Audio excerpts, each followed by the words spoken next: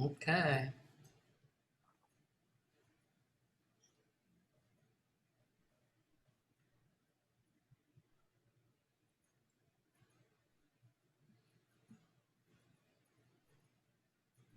Testing 1, 2, 3. There we are. Here we are. Live from Austin, Texas. This is the Plutopia News Network Happy Hour. Our guest this evening is EFF-Austin board member and local researcher David Hensley, who's been looking into the mysteries of QAnon. The not ready for cable news players are here. Maggie Duvall. I'm Scoop Sweeney. I kind of play on the cable news, but sometimes I don't. And the leader of our mysterious band tonight, as we look into the conspiracies, John Lebkowski. I hear an echo in the background. It's very disconcerting. All right, so David Hensley is our guest. David is a member of the board of EFF-Austin, as I think Scoop said, and he has an unyielding interest in philosophy, comics, and literature, but he's also been making an in-depth study of the Q phenomenon, aka QAnon. So tonight we thought we would talk about conspiracy theories kind of in general, and then also talk about QAnon in particular. But I guess the way to start is, David, what is a conspiracy theory? I would say a conspiracy theory is a narrative attempt to make facts out of the lack of facts in order to make yourself feel more comfortable about actually not knowing what's going on. Right.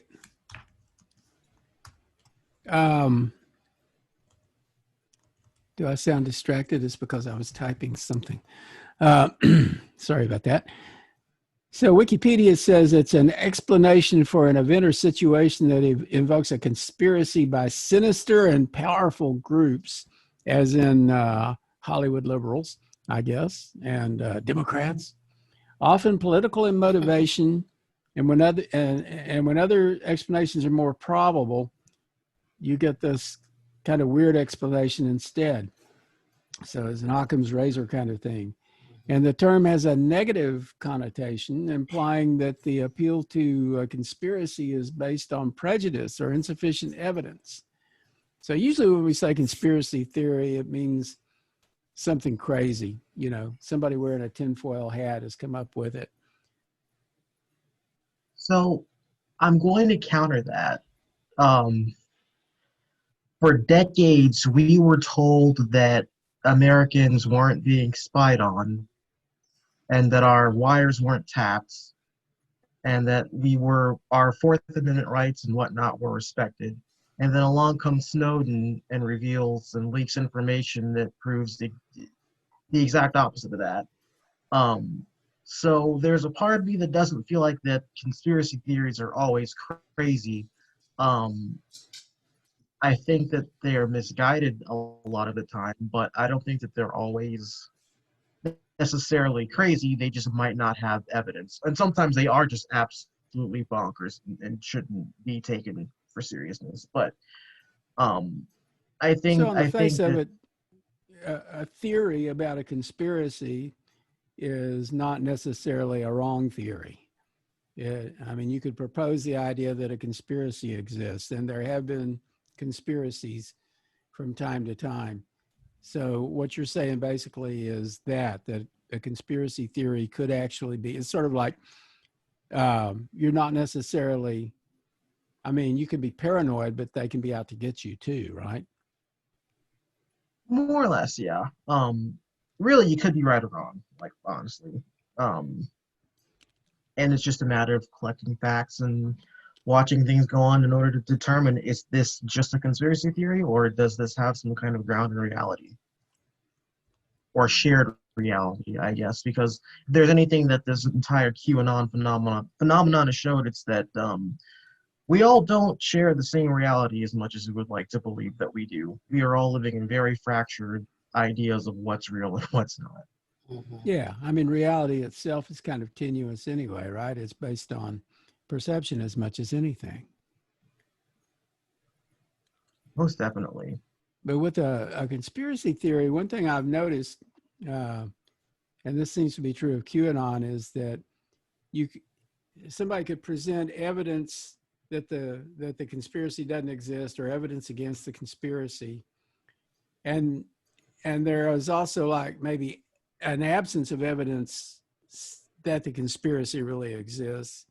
But in both cases, both an argument against the conspiracy and the absence of evidence for it can both be interpreted as evidence of its truth by the conspiracy theorist. You can't really show them anything that will make them believe that the conspiracy doesn't exist. It runs rings around itself. It's crazy. In the ring around itselfness. Yes. Well, one of the things about conspiracy theories, one of the byproducts of various conspiracy theories, is the creation of a lot of wealth, or at least a lot of income for conspiracy theorists.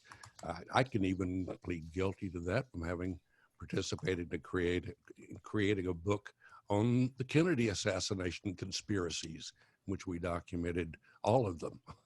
And so there are plenty of conspiracy theorists who may or may not be in it only for the money. Don't you think that's the case? I mean, I would definitely agree with that. I mean, especially based on what you were saying earlier about the whole that 24-hour cycle of information, for lack of a better word, that's being streamed by people that used to be a part of QAnon, and how and I was actually behind someone in traffic a few weeks ago, and I saw a QAnon bumper sticker on their car. Someone made money on that, so, and it's the whole idea of necessity and fear, I think, that kind of drives that strive for capital. And I honestly think that the strive for capital is kind of the apex of this entire issue. The Elders of Zion was a book that was published, I believe it was in the 20s, maybe a It was little even later. earlier than that, at least some of the origins of it. Yeah, it was published early, but Ford was the one that propagated it, because I can't remember exactly how, but anti-Semitism helped his business in some way or another, and so he Yeah, mass-produced it. it was called And the so- Ford, you Protocols mean of the Henry Elders Ford, of right? Zion. Yeah, Protocols Ford, of the Elders of Zion, and he published 500,000 copies of it or something.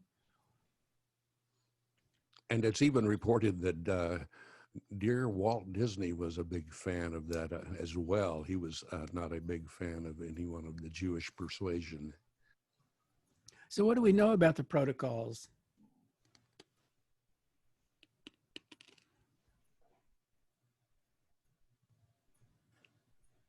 What did the protocols actually say? Oh, of the Elders of Zion. Yeah. See, from the small bit of research I did, it was a fictitious account of, so I believe they were some sort of Eastern European, some government in Eastern Europe. They wanted to essentially use Jewish people as some sort of scapegoat, surprise. And so they concocted a fictitious account of different practices and different, I guess, religious and ceremonial techniques, and different almost roundtable conversations that were happening between leaders in the Jewish faith. And so that's what the book is composed of. And the Again, word it's all was, fictitious. the idea was that the Jews had a plan for global domination. And that's something that's persisted. I mean, to this day, the things you hear people say about George Soros, you can definitely link those back to the Protocols of the Elders of Zion. I can trigger the Mike Godwin penalty flag by saying there was another guy who was really a big fan of that whole conspiracy theory. Funny mustache, Yeah. accent. We'll leave it at that. But it's been used by many people of the political persuasion or religious people who didn't happen to be Jewish to, expose the Jewish plot to control the world. So do we know what aspects of the protocols of the Elders of Zion are supposedly present in the QAnon? I guess I'll call it a religion. The QAnon theory. Cultural myth. Yeah, cultural myth. Mm-hmm.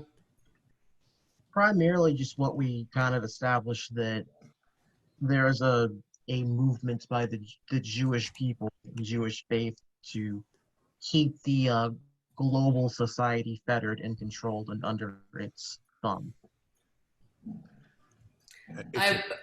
Before you asked that, I was just thinking about the protocols of the Elders of Zion, and I was thinking about movements in past where there was always this upwelling of this anti-Semitism in the medieval times too. There was the power struggle between the dying feudal order and the rise of the merchant class, and then when it's what I'm trying to get at is what has sparked.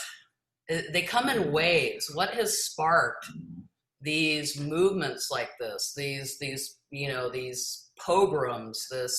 They just kind of come in waves. What are your thoughts on that, David?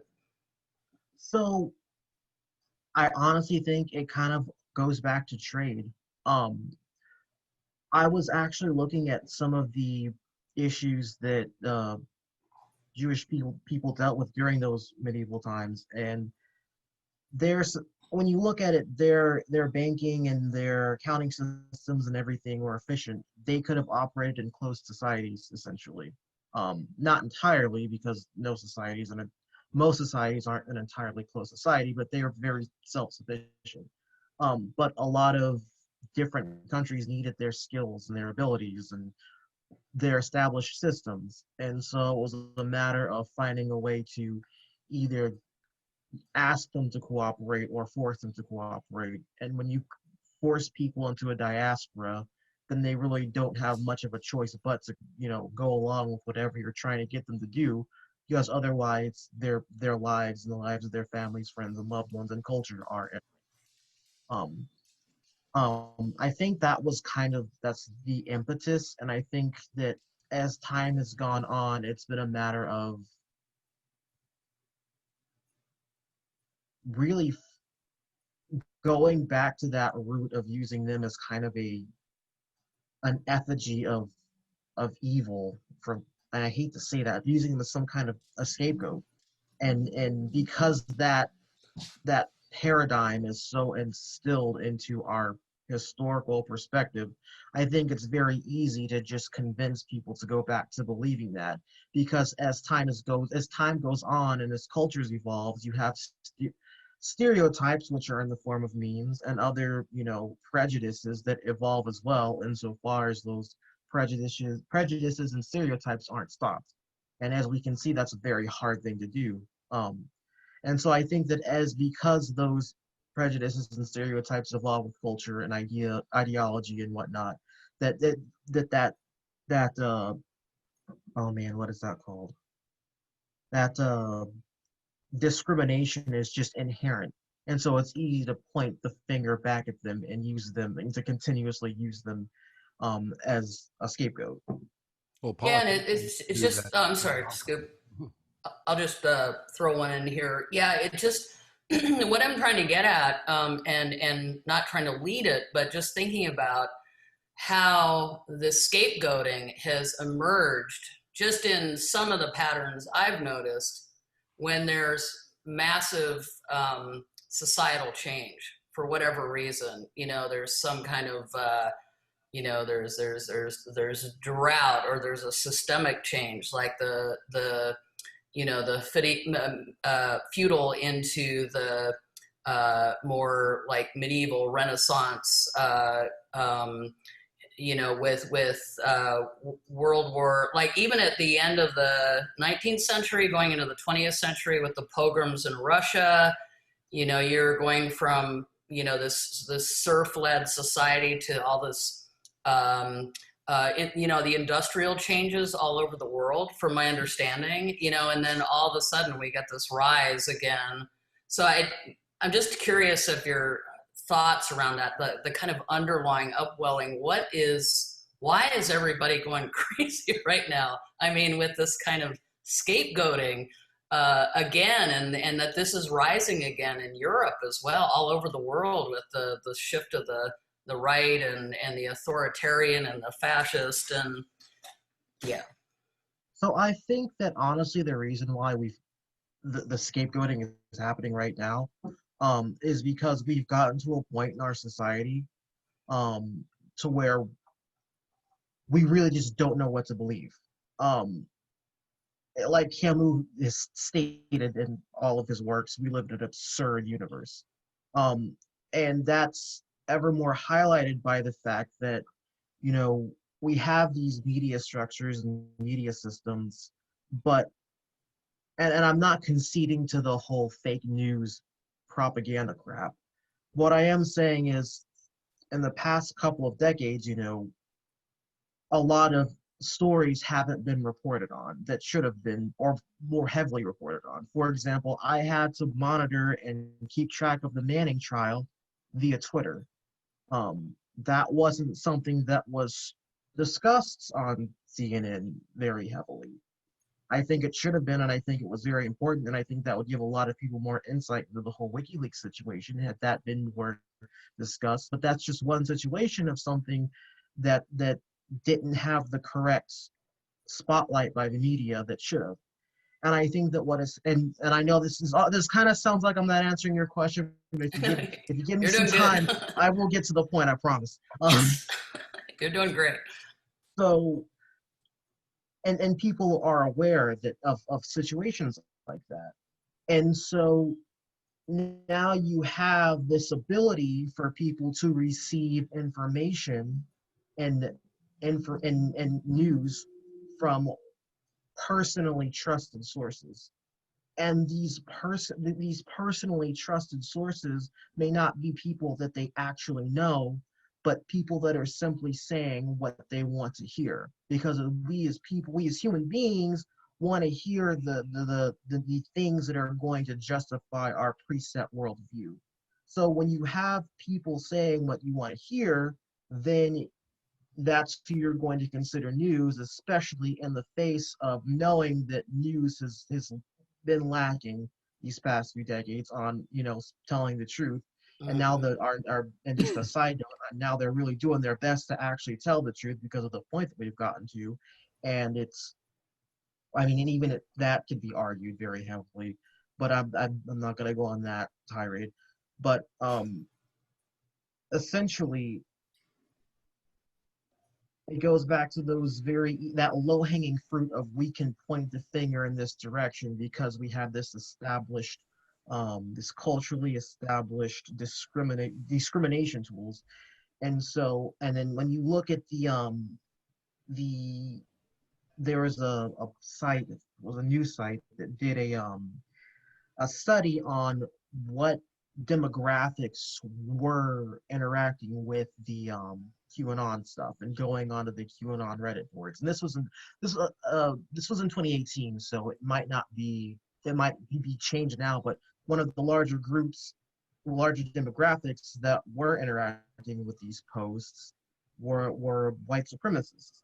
And so that low-hanging fruit of it's easy to discriminate against insert Jews is there, and so it's easy for people to concoct a worldview and find the actual enemy, to create the enemy, as opposed to recognizing that the deep state isn't run by Jews and Democrats that are a part of a satanic cult pedophilia fiasco. Again, don't get me wrong, human trafficking has been happening for all of probably human history, and it's very valid to want to get rid of and deal with and abolish child sex slavery, and I really hope that happens, and I'm all about doing it. But the way that it's being confounded with the incorrect information. It's Yeah, they're being looking at confounded. the wrong suspects, right? Correct. The So I deep think, state. Oh, well, sorry. I kind of want to just chime in with what I think is happening and see if you agree with me. So we have a crisis of authority, really. And the problem is that we, having created the internet, we created a system that is incredibly multi-channel and where everybody can sort of chime in and have a voice. And there was like this opportunity for all kinds of new media sources to appear and to establish credibility, if only with smaller groups of people. But there was kind of an erosion of authority, and there have been instances where the sort of sources of primary authority in the past, like traditional journalism and so forth, have shown to have been not as you said, not necessarily telling the truth, not necessarily being truthful, supporting a particular view of reality that tended to sustain a particular kind of political infrastructure and so forth. And what we saw was a weakening of authority, and a weakening of the authority for reality. And it was like when your body gets weak because of some sickness or something, you can have an opportunistic infection. And I think of QAnon as being like an opportunistic infection that caught on and appeared. I mean, I think it was just like opportunists. I think the person or persons that refer to themselves as Q, which may have been, one theory I heard was that it was the founders of 8chan. And of course, I was reading something where they said Q is really Donald Trump. But whoever Q is, Q chimed in with this stuff, and I don't know that they had the expectation when they started that it was going to turn into any kind of real phenomenon, or that anybody would even pay that much attention. But certainly if you're doing something like that and you're finding that people are actually listening to you and starting to respond, there's a sense of power that comes from that. And with this growing sense of power, there's been like every reason to sustain the infection, so to speak. And the real question now is, if the body politic is sick, and if this tends to be true not just here in the US but globally, man, where do we find the cure? What is the inoculation? How do we get around this? And the timing, wow. And going back to what was before is not going to fix it, because nobody trusts the previous authority. So some new but sane authority has to emerge, I guess. So I think that this has actually been the thing that's been plaguing me for the past week and a half. And I think the answer lies, and it's a multi-step process, and I don't know what the proceeding steps are, but I think the first step is being able to communicate with people and simply respect the notion of their beliefs up to the point where to where you and I, of course. But when you're discussing with someone, accepting and just leaving the acceptance at the door that this is person believes to be reality, and going to have to inquire and ask questions and able to establish that trust and that humanity. When we ask questions, you're creating a bridge of understanding between you and the person that you're speaking with. And once that bridge is established, then you are more liable to be able to effectively communicate ideas and your own humanity. Because unless you're speaking with just a straight up sociopath, and I mean just, I'm talking Pat Bateman from American Psycho level, Like the president. the, the person Did I the say person is that? going to, at some point or another, ask you for some kind of response. And that inquiry from their end opens the gate for a back and forth. And I'm really glad. I don't think that some kind of reality authority is what we necessarily need. Beyond human beings treating each other like human beings, I don't think we need a center of gravity. I think that, I mean, the most successful ideological movements right now, or maybe not successful, the most effective ideological movements at this current time have been decentralized. Look at the QAnon situation, and then look at the radical left situation. And I don't mean radical left in a derogatory form. I mean it in the literal, the radical left, beyond what Democrats are saying is left, and beyond what Republicans right now are saying, which is literally the radical left. They are decentralized movements, and things are happening because they are decentralized. And I think that moving in and trying to say, okay, everybody, this is what you should think, it's just, I think that's a very intense issue that I think that's a part of the problem, because under that idea, before the lid flew off the pot, how often, or it was a cultural thing that you just don't talk about politics. Why don't you talk about politics? To avoid conflict.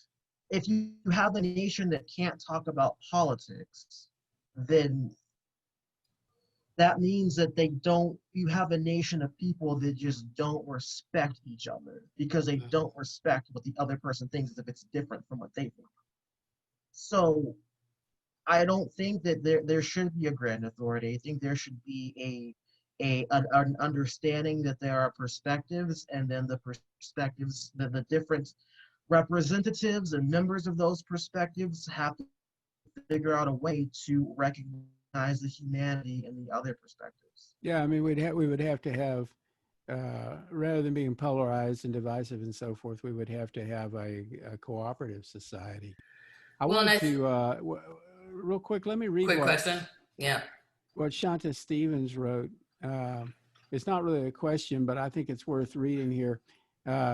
Shanta wrote, a complex sequence, this is in comments, by the way, a complex sequence of events have amplified widespread fear and ignorance, and now paranoid psychosis, according to many analytical frameworks, terror management theory, or spiral dynamics even. When people have a near-death experience, or even spend too much time on the threshold of death, seeing images or talking with people about the pandemic and the resulting economic crash, for instance, people often revert to systems of belief around which they were raised to feel comfortable. In the US, that tends to mean that people run back to the cross at a Christian church, or the flag in the military or with the militia. The vaguely allied people guiding the QAnon memeplex, or at least united in scapegoating any outsiders and returning to their own in-group narratives. And then Blair's Sylvan Gray added, and dealing with beliefs is not always a logical unfolding, like a cult reprogramming. So I just wanted to throw those in because we have some smart thinking in the comments section there. Absolutely smart. John, And I just want to, oh, go ahead, Scoop. well, John, back to what you were saying about the media, and we have so much of it. There's a gigantic increase in the quantity of people that call themselves news media, and Like Plutopia News Network. Exactly. There's us. There's many others. There are thousands and thousands of them. I discovered one today that's broadcasting 24/7 on YouTube, and they have apparently a huge following, and it's created by some of the original profiteers, for, if you will, from the creation of QAnon, a guy who called himself Pamphlet Anon, but his real name is Coleman Robert Rogers, and his wife have created this channel called Patriots Soapbox. And I listened to it today for a short while until my brain decided it really had to leave. It was going to jump out of my skull if it heard much more of this stuff. But it's just an amazing collection of every conspiracy theory you can think of. This guy gets on and talks, and they were saying, well, lynching should be brought back, and the Antifa people are the ones who are actually setting all the fires in Oregon, and on and on and on.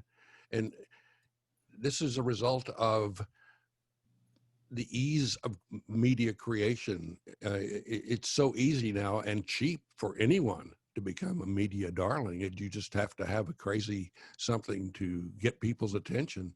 And that's what seems to have happened with QAnon. They just kind of made it up out of whole cloth and just ran with it.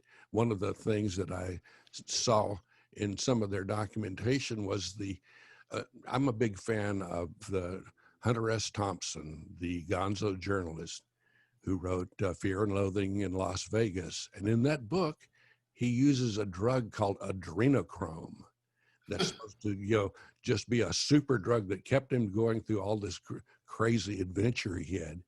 And that's part of the QAnon mantra now, that the deep state is getting adrenochrome from all of these children that they've kidnapped. It's extracted from the blood. It's an actual drug or chemical that's created from the blood, but it has nothing to do with any of this stuff. But that's one of the reasons that they come up with these things. It's kind of believable. Someone may have seen adrenochrome mentioned in the Johnny Depp movie, Fear and Loathing in Las Vegas.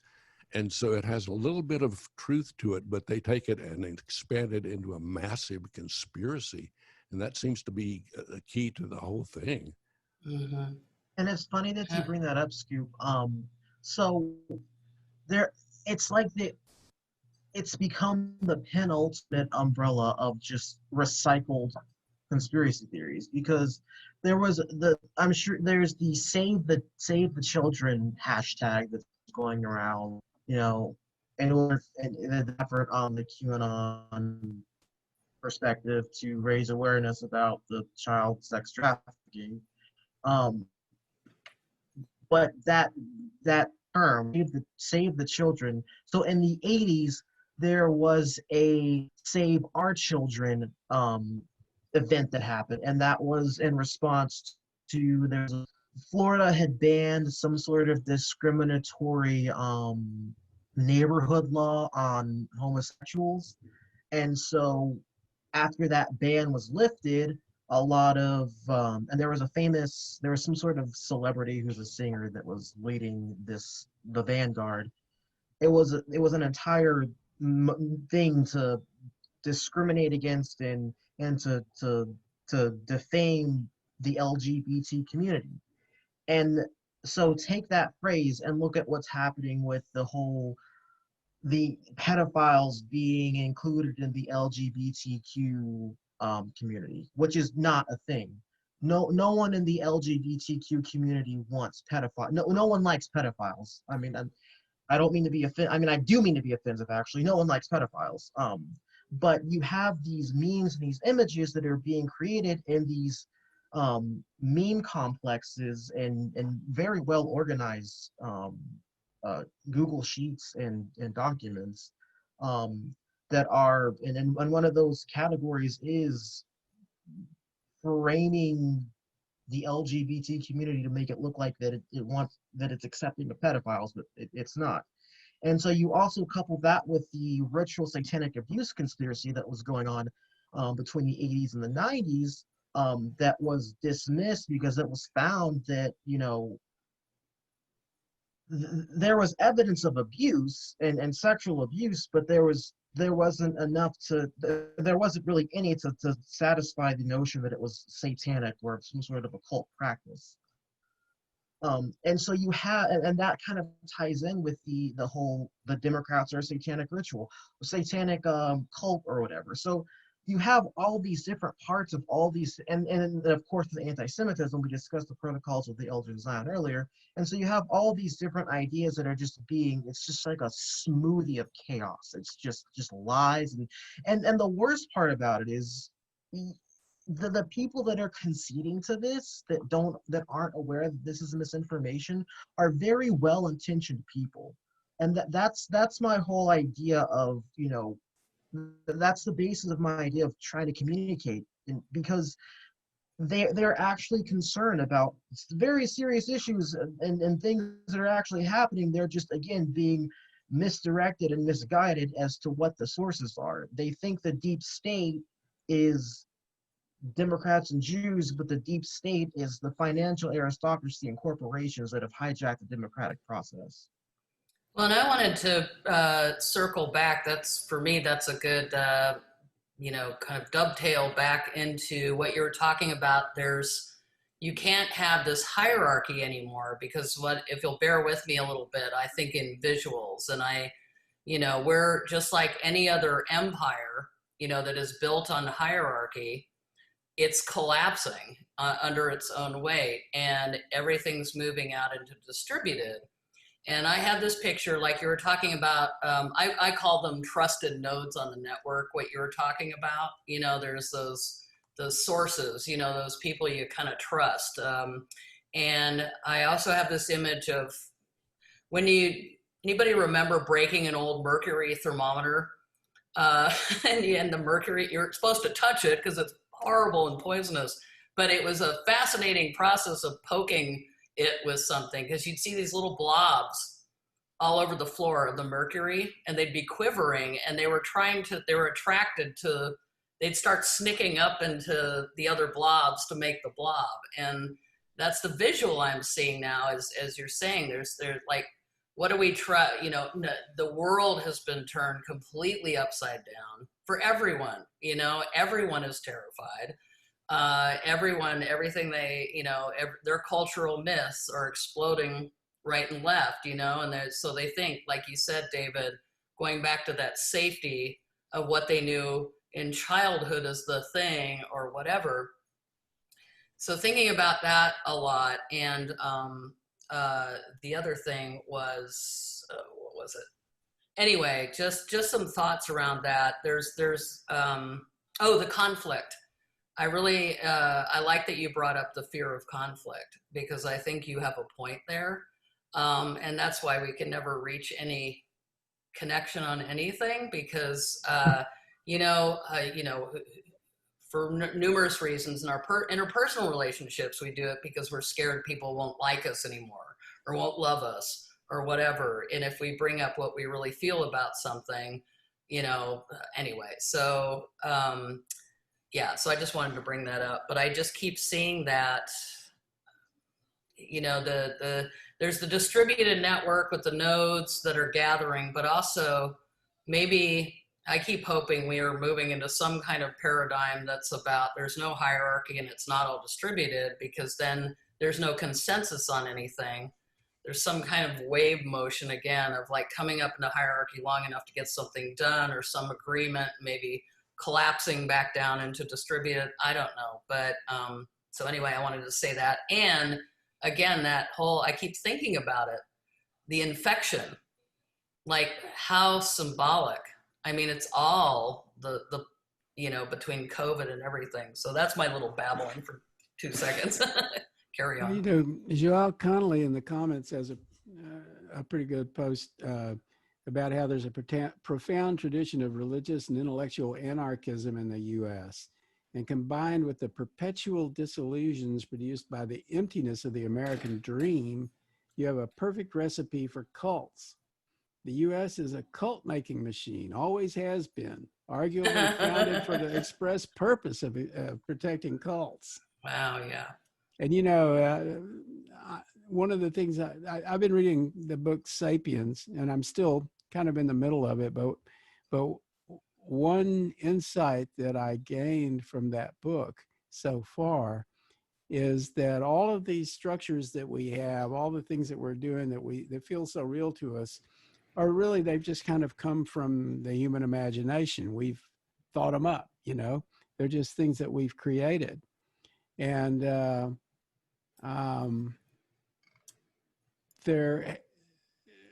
has, I talked about crisis of authority. There's a certain authority in just the reality, the approach to reality that we have, that we all sort of have a consensus on. So we have this consensus of reality, and part of the consensus is reinforced by authoritative sources. And when those things start breaking down, then imaginations run amok and people start, they can go in all different directions. And David, you said earlier, you were talking about a decentralized approach, but I think one difficulty in the decentralized approach is that you really do have to have a certain gravity to kind of hold things together. And you kind of have to get people on the same page, and that doesn't, in a completely decentralized approach, that's harder to do. There's a real challenge. So there's this idea of leadership, and we talked about this like years ago. I was working with a guy named Joy Ito on a paper, several other people involved too, about what we called emergent democracy, and the idea of emergence in a democratic system. And we were talking about just this thing about the kind of decentralization. And, you may think about a flock of birds doesn't really have a single leader, but the flock of birds does, they do sustain a cohesion in their sense of direction. And one of the questions that we had that I don't think we ever resolved was in a decentralized or headless organization, how does leadership work?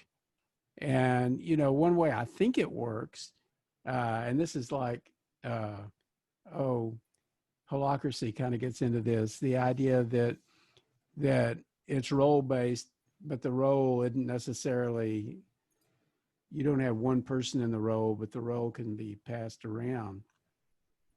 But when we get back into these ideas of cults and so forth, it's sort of like people are flocking like those birds around something that is arguably insane or at least pretty incorrect.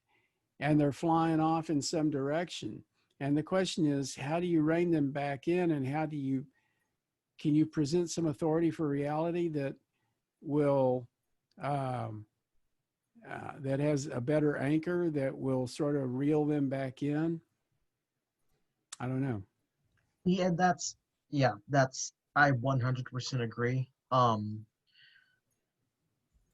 I think the beginnings will look more like assessing what's needed for a situation. And if we get to the point of bloody war, let's say, I don't want that to happen, but let's say we get to that point. The fighting's either everyone's going to just die, or the fighting is going to have to stop to some degree or another. And so, yeah, it's trusting that each perspective or ideology will concede to the actions within their communities to kind of find a way to cohese with other perspectives, and trusting that that'll be a thing is, I think it would look something like that, but I am really just reaching here. I can't imagine, exactly what it would look like, but I do know that it starts with communication. Well, I do. I want to circle back to what you were talking about at the top of the conversation. The whole idea of, there was a certain type of conspiracy theory before, but then with Snowden's revelations, et cetera, there's a problem there. Like, because some of the stuff is kind of true. I mean, I'm reading The Age of Surveillance Capitalism right now. And, I'm remembering all of the times that Google has been caught red-handed invading our privacy. And then they do all this deflection and obfuscation. They just wait for everybody to get tired of it, and then they keep doing what they're doing anyway. I mean, we're seeing evidence in front of our faces like every day of our exploitation in the digital space to feed this capitalist engine, to make them money, et cetera, et cetera. And, I grew up as a child of the intelligence community, and my dad tapped our phone to keep an eye. I mean, like I remember sitting in a pub in Berkeley with my friends in the early 90s saying, you don't know what they do. They're looking at you, they're watching you, and they're like, no, that would never happen. And I'm like, no, this happens, this is what blah, blah, blah. So yeah, it's this mess of, you can't completely dismiss people's fears, because there have been cases where, like, we've experimented on our own people, or, that horrific news about the ICE forced hysterectomies, but that was one of our programs here in the United States. We've been known to experiment on our own people. Who knows if COVID is not another example of that. I can see all that swimming around. So yeah, it's all mixed up together now for the first time, I think. They put Thank you for LSD in the bringing water that up. supply. Well, I think- one of the biggest consumers, if you will, of conspiracy theories and cults has always been the political parties. Yeah, I remember my first political campaign that I really paid attention to was the election between Nixon and Kennedy, and the conspiracy theories about Kennedy were amazing. It's like, I was raised in the Baptist church, and they told all us Baptist kids that if Kennedy is elected, the Catholic Church is going to take over, because they have weapons already stored in the basements of their cathedrals and churches. And when Kennedy wins, then they're going to take over. And these were adults, serious adults, that were saying these things, and it was getting a lot of traction. And Nixon loved it. There was no saying, well, that's crummy and you shouldn't say that. He loved it. And we've seen it through the Trump campaign. They love QAnon. I mean, they probably watch the QAnon channels more than anybody. And you can see it in the stuff that President Trump retweets. And there were, even in the Reagan administration and before that, Ford, they pandered to the Moonies. The Reverend Sun Myung Moon was a big cult creator, and he attracted a lot of press, and he ended up creating the Washington Examiner. That's right. A super conservative paper that is still around. He's not around, but his legacy was all that crazy cult ended up being a big boon to the Republican Party. So they are big fans of crazy conspiracy people.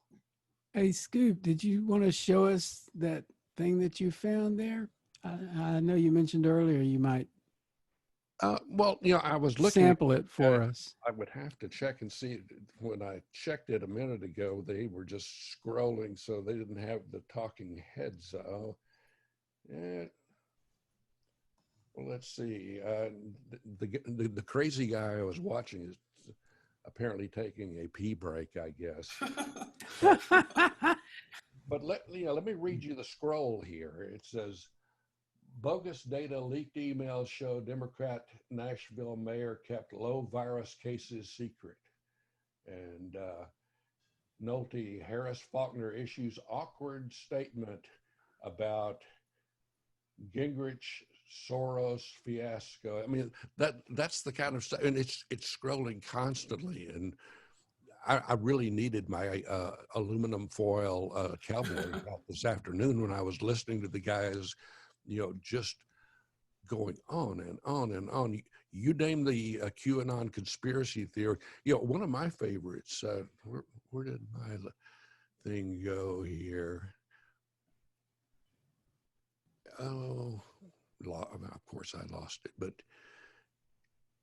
the experts in conspiracy theories say that the belief in QAnon is not all that common, but there are enough people out there, that really believe it, that it's you don't have to have a lot of members to be influential. Yeah, that's been proven many times. The hippies, there weren't all that many, true hippie activists, revolutionaries, but they knew how to use the media. And so they had a big impact on the country. And we're seeing the same thing with QAnon. There's, probably 3% of Americans really believe in QAnon, but that's about all it takes to get noticed by someone like Fox News, for instance.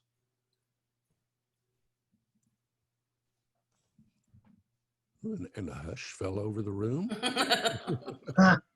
We're cogitating. You were gonna say something, David. It sounds like you had a thought. Oh man, I have several. But I guess I'll go in order. What you were saying, Maggie, about when you brought it back to the surveillance that got uncovered, I think that, and this is in response to John, I'm going to backtrack over my poor attempt to try to imagine a decentralized information acceptance society, and say that I think that if we can somehow point out and recognize the very issues that are actually affecting all of us, because when you take something like surveillance, that's not something that anyone wants.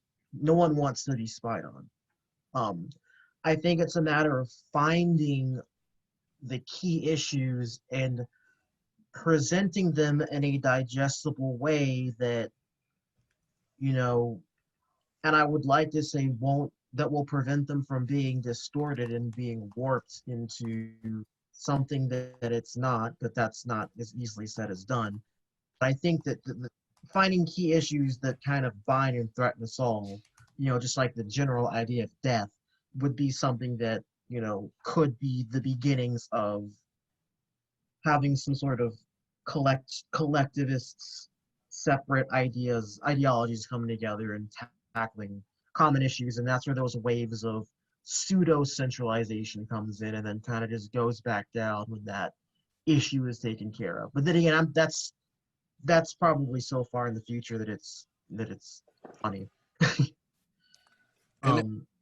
If I may, That's your delightful channel.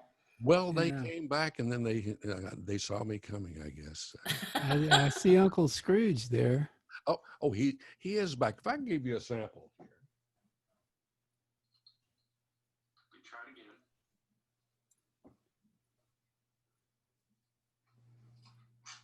This feels very meta somehow. Yeah.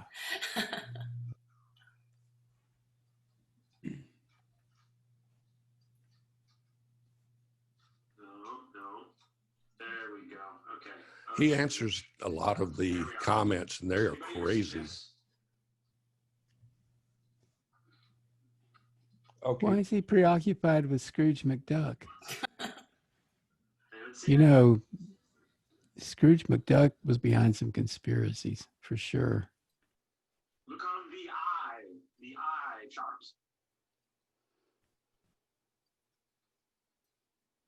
Well, Anyway.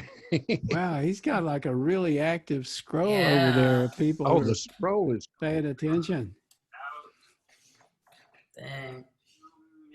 But see, that's the thing that like makes the QAnon movement so effective is that you have on the ground people interacting with this information, and now they're being mobilized and they feel empowered by this, by having these ideas just ping pong back and forth.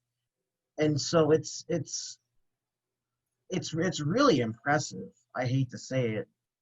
Technique wise, it's brilliant. Well, I think you're right. Yeah. Well, impressive and frightening because just reading the comments from the people, think of the craziest thing you've seen written lately, and they are way beyond that. And Well, the media news. Oh, I'm sorry, Maggie. you go ahead. You go ahead.